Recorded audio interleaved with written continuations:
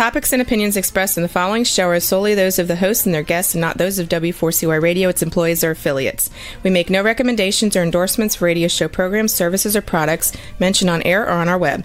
No liability, explicit or implied, shall be extended to W4CY Radio or its employees or affiliates. Any questions or comments should be directed to those show hosts. Thank you for choosing W4CY Radio.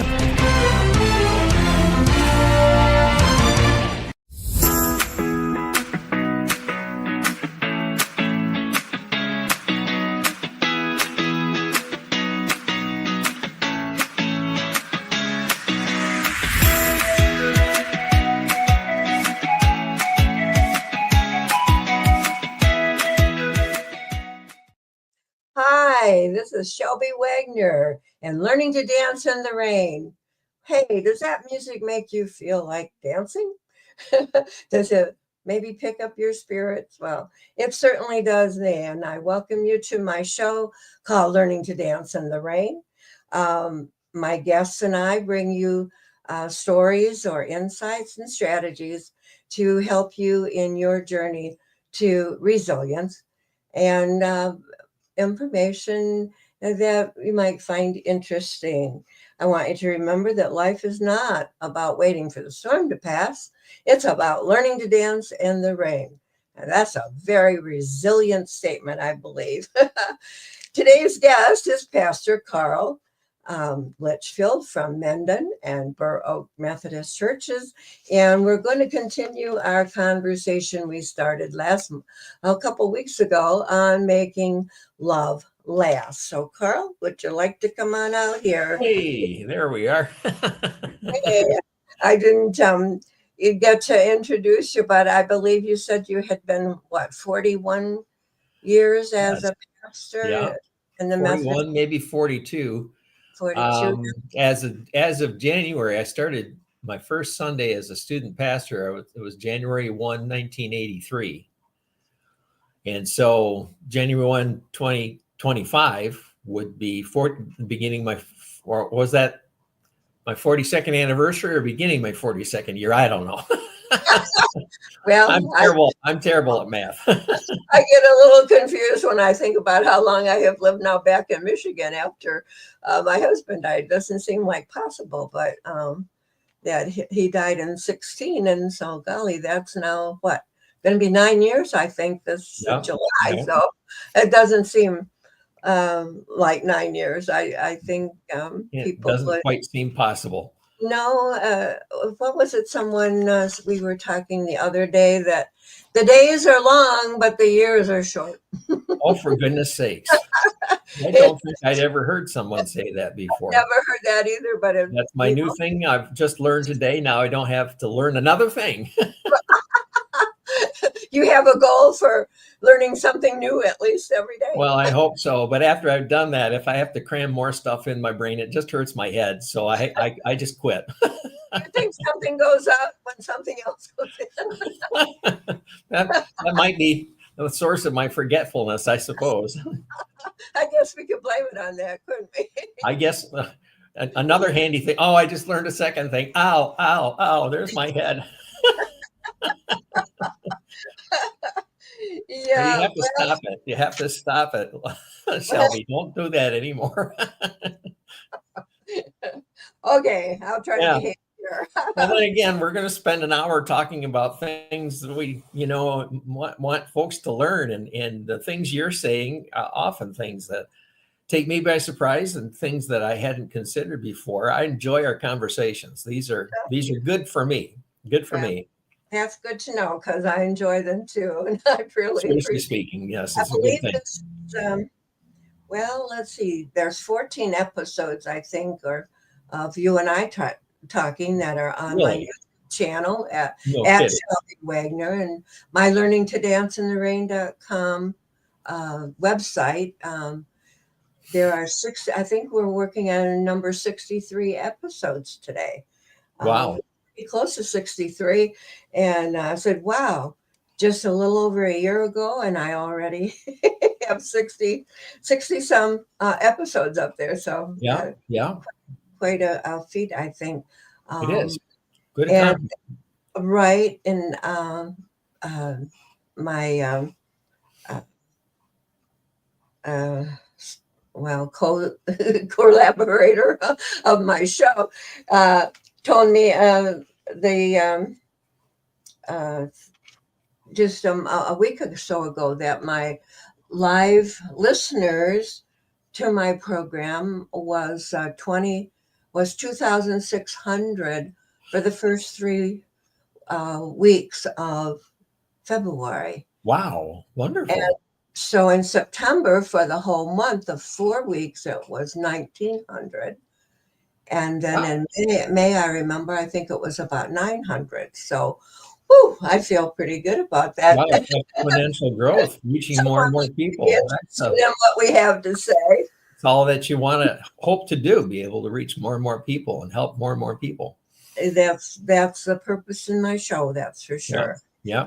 And trying to help people to to go through the storms and solve the storms with and still stay resilient with your life and moving on to better things instead That's of right. regurgitating over all of that stuff that makes us feel bad.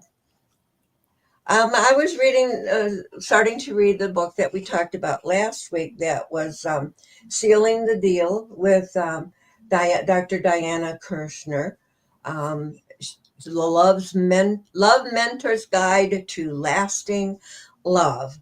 And I think that's pretty interesting, some of the things that I learned. And so I think they have a lot to do with the title of our program that we're working on now, Making Love Last.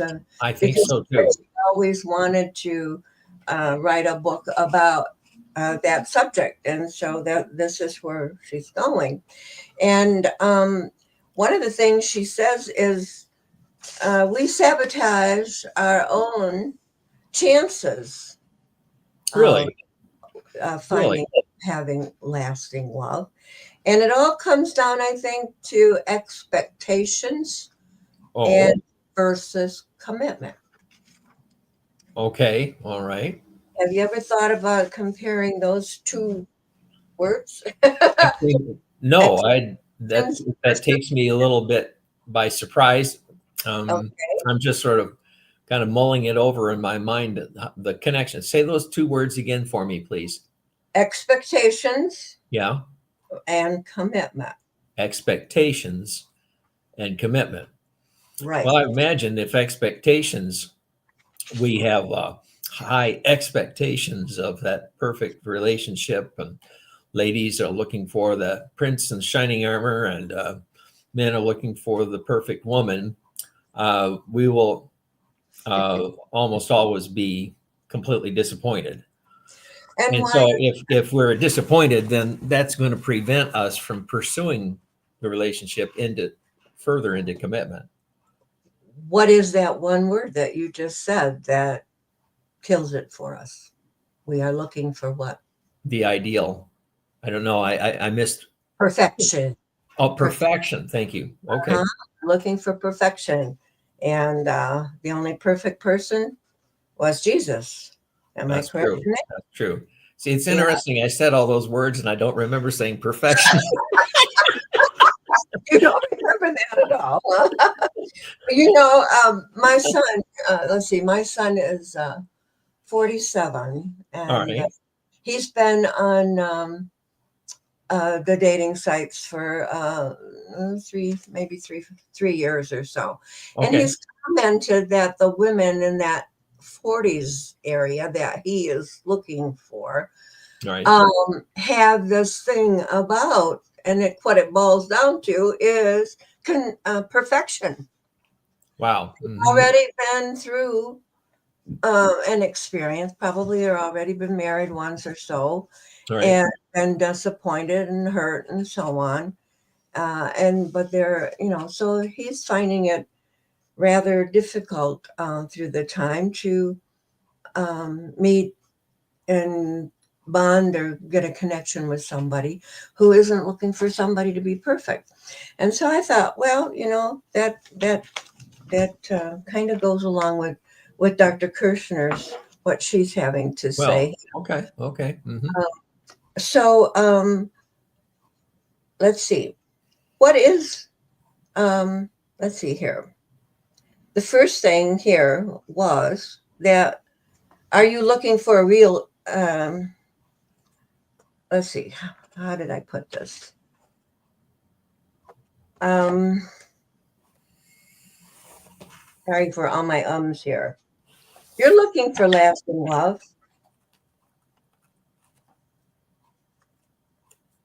She gave the story about Sally met Gary and how, oh wow, they were getting along so fabulously, and all of a sudden something happened, and he kind of started pulling away and whatever, and it happens over and over and over for, Were you talking about the movie?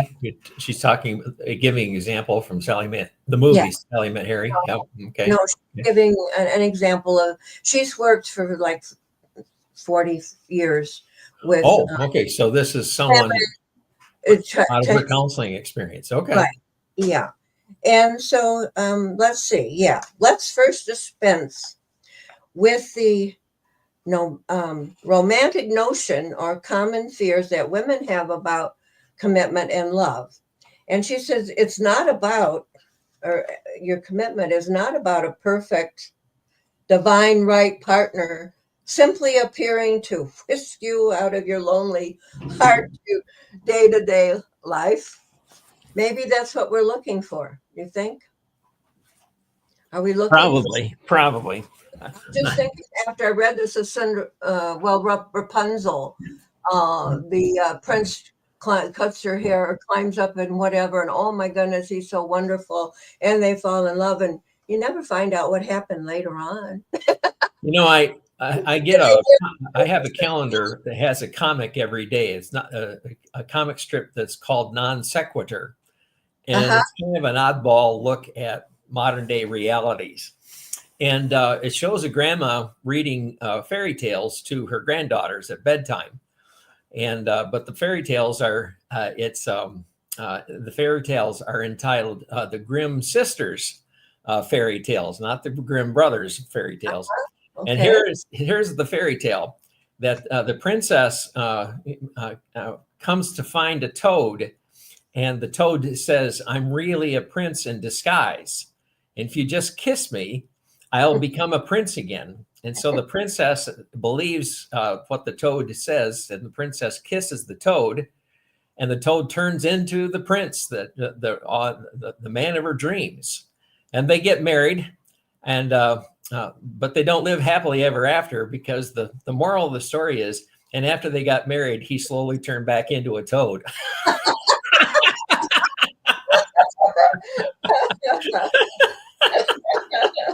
Okay. Ain't it the truth? Ain't it the truth? We kind of lax off. We were trying to show our best side while dating and engagement and that sort of thing. And get a little darker when we start. Yeah, reality begins to set in. We can't pretend anymore. We can't keep the facade of perfection up anymore. And so we find out that we wake up in the morning, we're both ugly, and we both have bad breath. There's realities in this thing. That's very sure. So, and we're never going to find somebody that's going to understand us. And well, there's some who want provide to us with what we and will need. make the effort. Mm-hmm. Well, you got to communicate, though, don't you? That's right. You have to make the effort. Mm-hmm. And I know that my husband used to think, it seemed like he thought I should read his mind. What he was, I thought you'd understand. Mm-hmm. Right. So, and we have this dream that moving through this rite of passage that you and Mr. Wright are going to become happy together forever. The relationship, they're never going to have a disagreement or fight. So you're going to hang in there and so on. And finally, you throw in the towel and settle for Mr. Good Enough, whom you really do not feel the slightest bit attracted to. Or winning a hard fought battle in which you finally manipulate the guy into loving and choosing you forever. or giving Wow. up yourself and your own needs. So commitment is none of those things. Right. So what is commitment? What are our expectations? What should they be? Down here, she gives the process of commitment is difficult at times. There is no perfect person. And as two people begin to blend their lives together, there's always something to work on. So Right. while you work through the commitment process with your significant other, you begin to build something new and something stronger. And that's a relationship in which you help each other grow toward each of you and towards making a better version of yourself because you are together. A new reality. You know, you're building up a new relationship that's based on honesty, openness, transparency, sharing, maturity. You're going out of lust, love that's based on superficialities, and love that it is more of a deeply anchored kind of strong love that holds you together. And that was kind of, as I read that, I thought, well, commitment, that's kind of a definition of true love too, because the true love also grows as you are building that better relationship and as you're building the commitment, I guess. Right. You accept the person for their the little things that bother, the little things that aggravate. Between Jerry and I'm the slowpoke. When it's time to go on a trip, she's already packed and dressed. Oh, and I'm wow. still running around in circles trying to find everything I need. I'm so terribly disorganized. And she used to really get on me. She said, "Can't you hurry up? We're supposed to be gone by now." And I've noticed over the last decade or more that when she's ready, she picks up her book, she sits down in the recliner, she makes herself comfortable, and she waits for me. Before, she was just saying, "What's the matter with you? What's going on?" And it was always a criticism, and it didn't speed me up. It would probably just, I'd get stubborn and mad and slow down. Yeah. So she was demonstrating to me that she reached a mature love. She knows that I have one speed, and I can't go any faster than I am. And she's willing to wait. When I finally come out and I have my suitcase packed and I say, "Okay, now we're ready to go." So I see that as mature love. And she demonstrated that to me first. I just honor her for that. Mm-hmm. Very good. Very good. So there's another list here of she says you must be prepared to go on a winding up-road path. Oh. We talked about the first one, which is being realistic and not expecting perfection. And she even suggests that we maybe, if we want a loving, committed relationship, perhaps we ought to take a pencil and paper and write down exactly what that might look like. Oh, okay. So that when we get there, we know we've arrived, maybe. I've heard of this before, where writing down your goal and writing affirmations, so that whenever you like daily, you can see that. I used to put an affirmation on the bathroom window, so that I read, yeah, this is what I'm working on, or whatever. All right. And why is it so easy to think negative thoughts of ourselves instead of ones? Why is it? Well, I have often said throughout my life that I'm my own worst critic. Well, I think I'm painfully aware of my own failings. I know, everybody, so many people, as they get into their work world and that sort of thing, enter into their profession, or begin to master their job, so many of us, we have this thought along the way that it's called imposter syndrome. People think I'm good and I know I'm not. Yeah. People think that I've really got this down and I'm still making mistakes. I'm still floundering, and people compliment me on my work, and I know I could be doing better, and so you really, even though you might be making tremendous accomplishments, you might be walking away thinking, I'm not much. This is all I got, and I can't do better. And I wish it was, but it's not. And so you really get down on yourself. We are our own worst critic. Yeah, I can get lots of compliments. Yes. On music. Oh, so let's just say on my piano playing after church. Sure. But if someone has been critical or made some comment, oh, I heard that mistake. Guess which one I remember? Yes, that's true. Mistake, Yeah, right. Yeah, Right. well, and Yeah. and I wrote somewhere. I had this wonderful Christmas Eve service down in Tennessee. I think about the last Christmas before my husband died, and I moved back to Michigan. And it was just gorgeous. It was just a very uplifting service, and everybody went past me. They have to go past the back of my organ in order to get down to the fellowship hall where the cookies and stuff were. And everybody was patting me on the back and telling me, and I had directed the choir that night too, because the choir director had been ill. And but one woman said to me on the way back, I didn't know you could do that.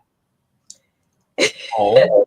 And so the next day and the rest of that night, all I could think about was what that woman had said to me when all those other people had, complimented what a wonderful things. Mm-hmm. Yeah. And so I worried about that for a week, for whatever.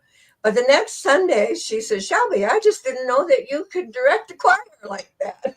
Oh. And it was really great, So I use that as an example that, hey, just because somebody makes a what you think might be a negative comment is not necessarily a negative. They did not intend it that way at all. They intended it to be right. Praise. Because she didn't mean anything negative by it at all. Yeah. Of course, we never find that out sometimes when somebody has made it. But maybe we need to talk with our significant other or our spouse sometimes about if let's see. I was trying to think. Well, if they have made a somewhat what you thought was a negative comment, how should you treat that if your significant other or your spouse says something negative about what you've been doing? How do you react to that? Let me share with you what I kind of early in my ministry, maybe about 10 or 15 years into my ministry, I would be very defensive if somebody was critical of me, of something that I'd done or some part of my ministry I'd failed at or whatever. And I would defend myself and I would get all huffy and that sort of thing. My feelings were hurt and all that. And I finally decided that criticism can be a good thing. It might be like mining for gold. And but when you're mining for gold, you have to pull tons and tons and tons of gravel out to find just a tiny little bit of gold, maybe tons and tons of gravel for an ounce of gold. So I began to say, they're expressing their truth to me. And I have to listen from their perspective. I have to kind of try to ask, well, why is it they're feeling that way? Why is it they're saying that? And to have some understanding for it. So what I took it to be is somewhere in that criticism, there's something that I really need to learn about myself, and I have to go hunting for that. I'm mining for that nugget of truth that I really do need to hear. And that's helped me when someone has been critical, someone has been less than complimentary, and think, oh, why is that? And maybe there's something there, and I got to explore that to find out. And sometimes I just think, no, that's their perspective, but I rejected it. So that does not apply to me in my reality, and so I can't change their mind. But I'm not going to let it affect me, and I'll go on as I am. Right. So you can swing too far. The pendulum can go too far in either direction. Mm-hmm. Well, I think you can stop and think of it like you. Now, you mentioned the nugget of gold. Oh, yeah. Okay. That's kind of kind of like an affirmation. Okay. I've got to dig a little bit further to find out why they said it, and is it true, and do I need to improve it? But once you've analyzed it, it's time then to get to the positive and said, right, I'm right. not going to be like that. I am going to. I choose the better me. Mm-hmm. Right. All the time. I think that's what we have to do. So here are some things then too. Forgiveness rather than brooding and holding on to a painful grudge. Right. Mm-hmm. Mm-hmm. I mean, is that part of one of those practice forgiveness, maybe. Right. No one is perfect. Let go of the grudges. Right. Right. Choose to forgive. Yeah. Right. Through conflicts with growth. So what we're talking about is growth, aren't we? If someone, yes, yeah, when we learn to accept what other people have said, analyze it, and then determine whether we need to improve in that area, or if no, it really doesn't apply. They were just having a bad day. Right. And then we can have the affirmation. That states our goal and what our plan is, and that's what we need to be concentrating on then, is how we turn that to the valuable part of our positive perspective, our positive the more you self outlook. The more you hold this grudge or think about this grudge, the worse it gets, right? Yes, you're right. It's the thing about unforgiveness.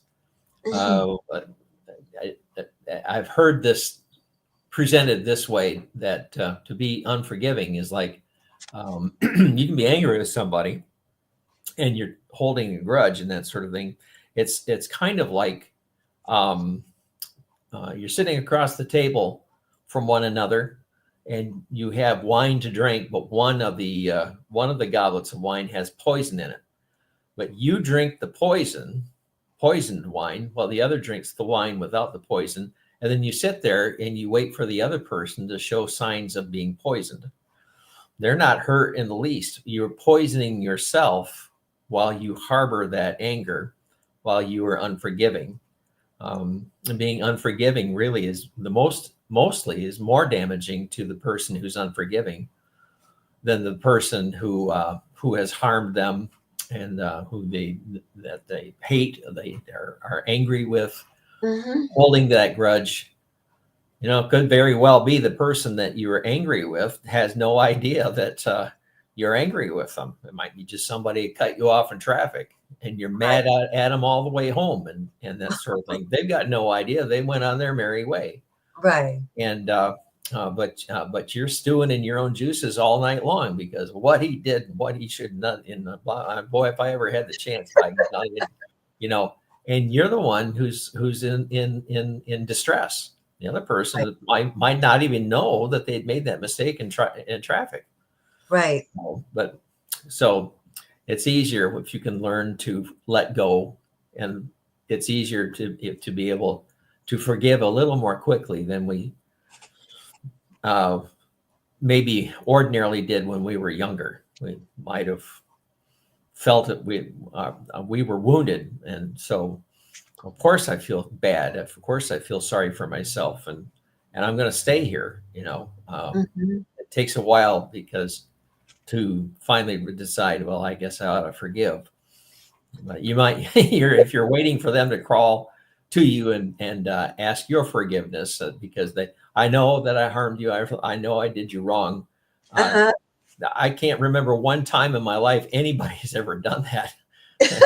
So if Well, you're waiting for them to admit that they've been wrong and everything, so you can magnanimously forgive them, well, you asked for forgiveness, and so now I will forgive you. Well, you're not going to be forgiving very many people, very many things, because they are not going to come crawling to you. That just does not happen that way in real life. yeah. Most of the time they don't even know. They don't even know. They don't even know. Or if they do know, they're probably they might be happy about it. They might be They bad. might be. I sure put the I sure stuck the knife in and twisted it and happy about doing that to you or to me or whatever. So Well, it was like this woman. I thought, well, am I going to ask her what she meant or just forget it, you know? right. And she brought it up. I didn't have to ask her. She brought it up. She brought it up. You know, she was still thinking Explained about that she was enjoying the service and not even realize that it had caused me a moment or two of doubt there. But so anyway, that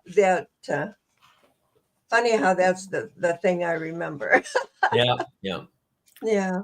So let's see. Let's go to the list of what can I've kind of lost it, I guess. The first one there is prioritize your communication. Being open, honest, and compassionate communication is the foundation of a lasting relationship. Listening actively, express feelings honestly. There we go. Work through conflicts with respect.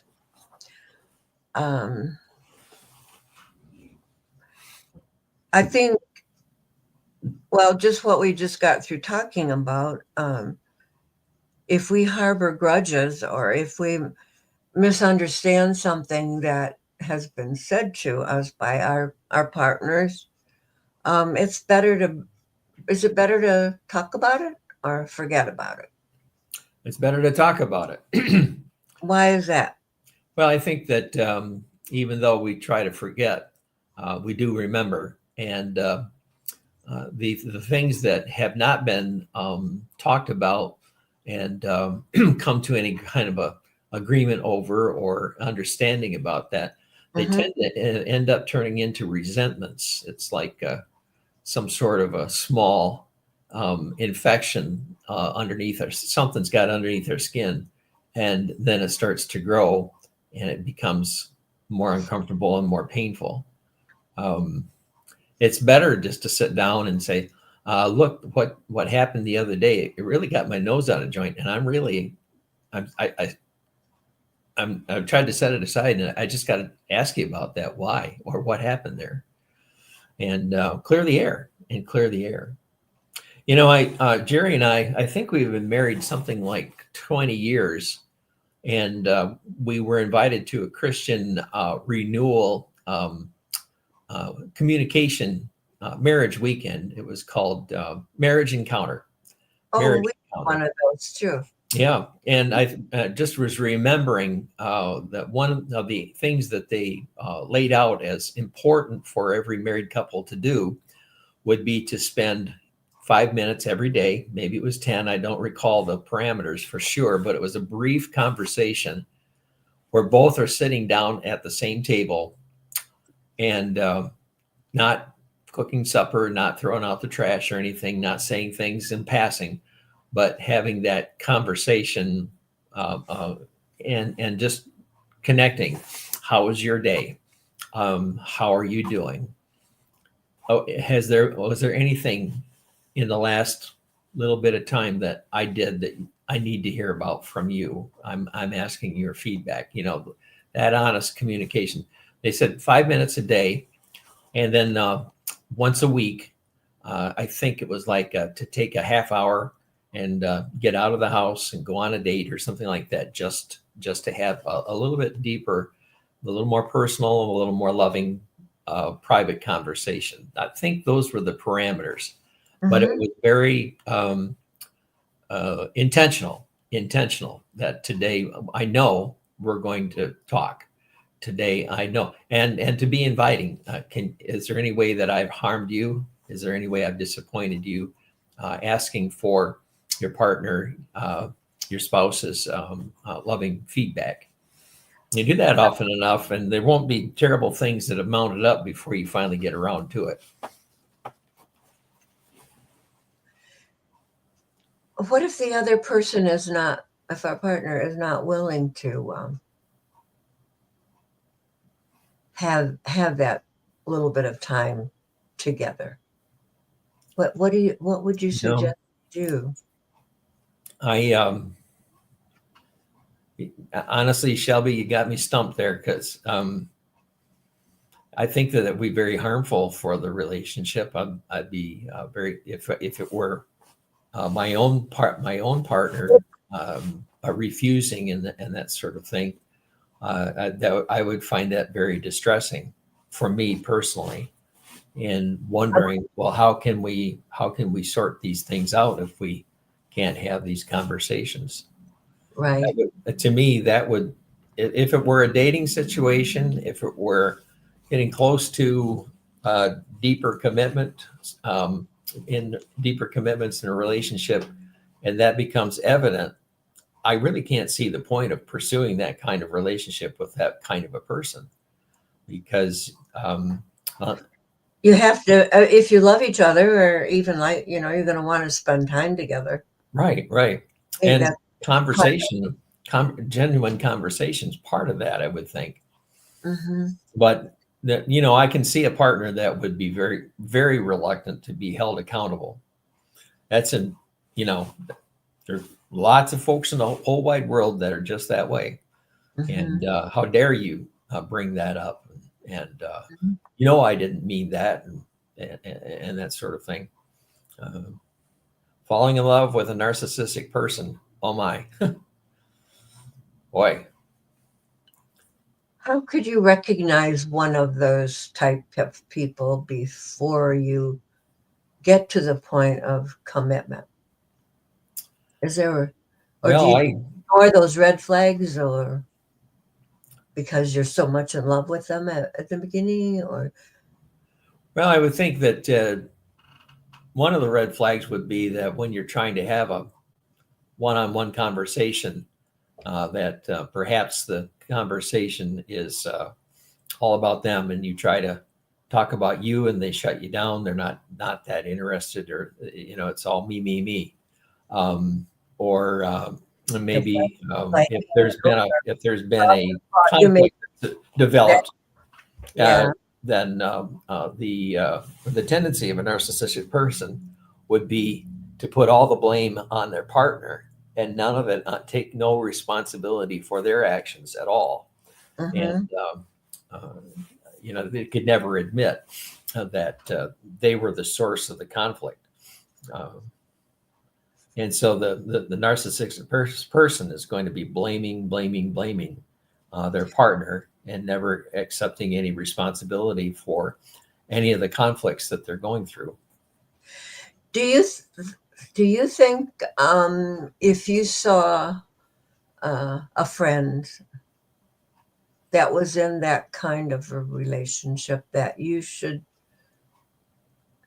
let them know somehow? I had to do that one time when with a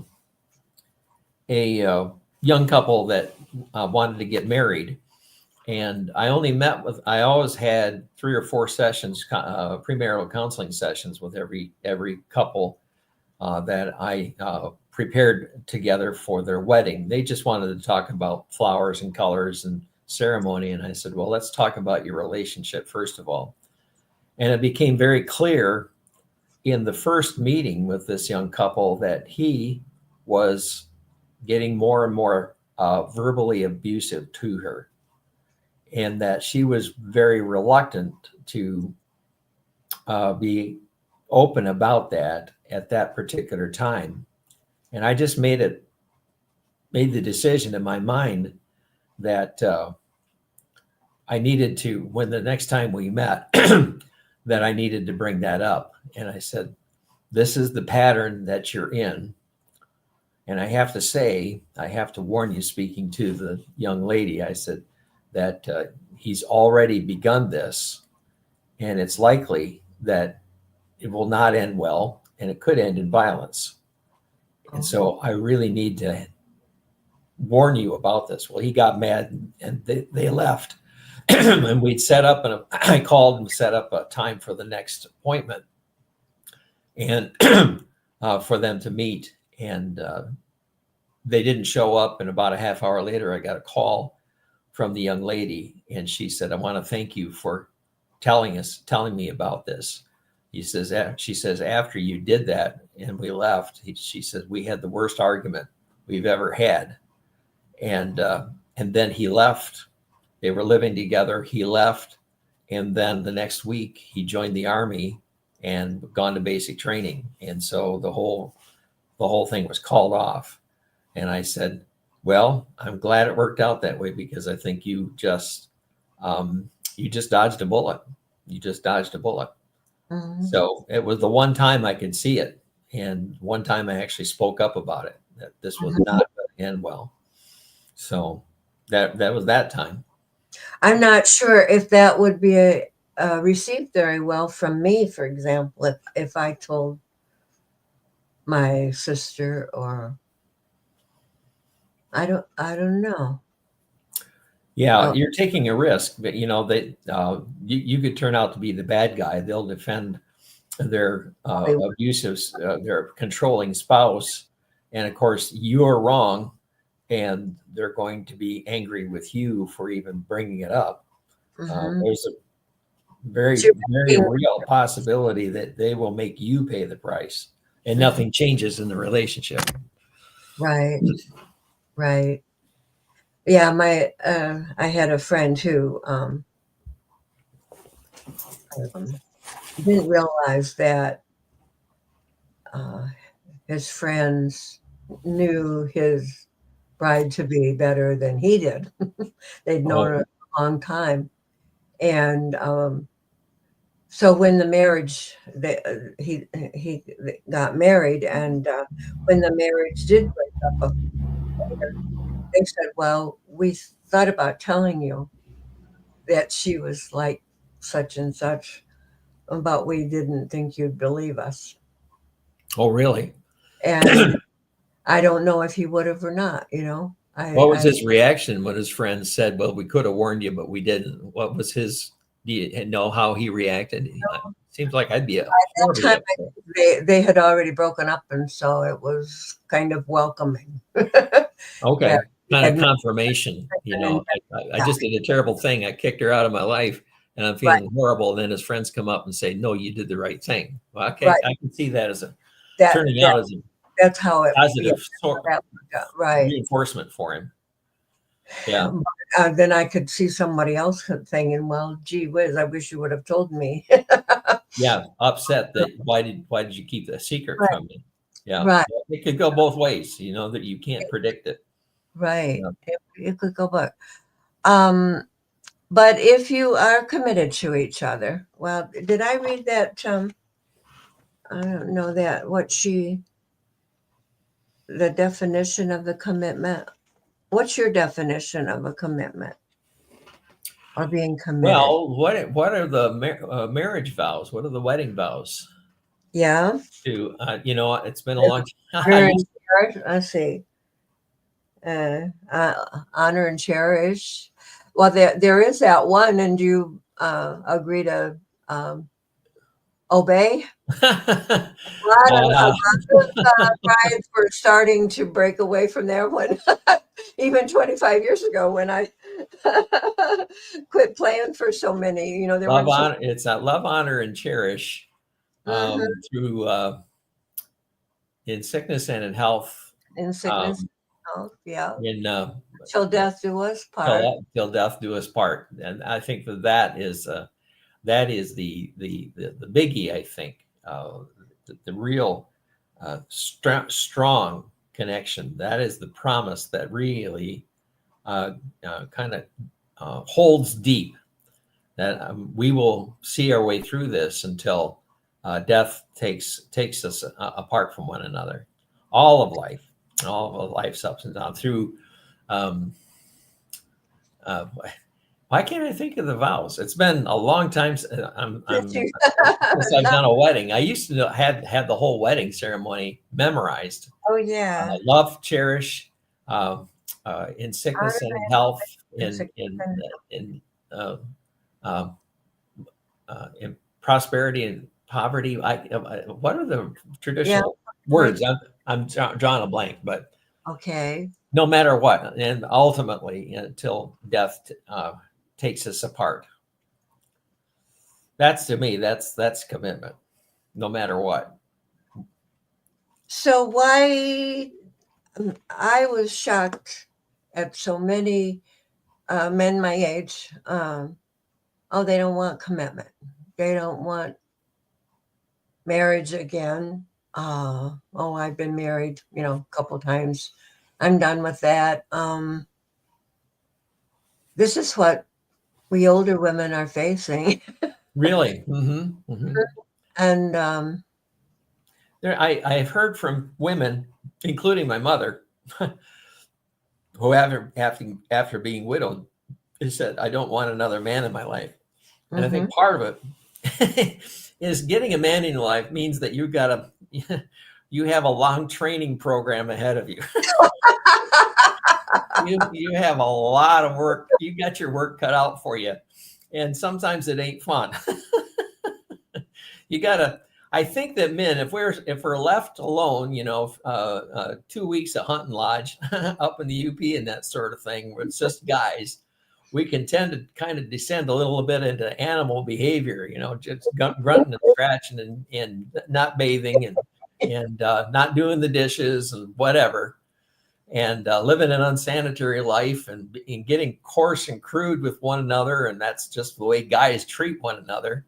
I think that I've often felt this, that you women bring a civilizing presence into our lives.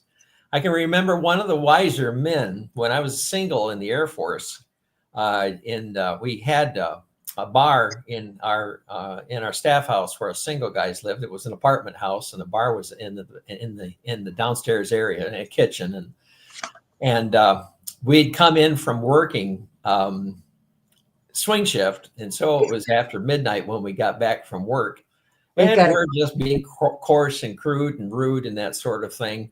And there were women that were present there with us at the staff house in the bar. And one of the older guys turned and said, "Would you guys just listen to what you're saying? There are women present, and listen to the things you're saying to one another. Do you think that really honors the women that are present with you? You guys got to wake up, and have a bit more decency about yourself." And he was a very cool older guy, and we all listened to him. He made an impression, that to have women with us should be a civilizing and influence upon us. And I think we need that. Men need women. Right. That's my humble opinion. We need women. We're running out of time, and I think men need women and women need men, and we're going to continue this discussion. And yes. Tuesday of Women need men if you can take on the project. Thank you for joining Learning to Dance in the Rain today. And be sure to check out my book, Learning to Dance in the Rain, at Amazon.com. And I'll see you next time. Thank you. And thank you, Carl, for being here again. Thank you. I enjoyed it. Really. So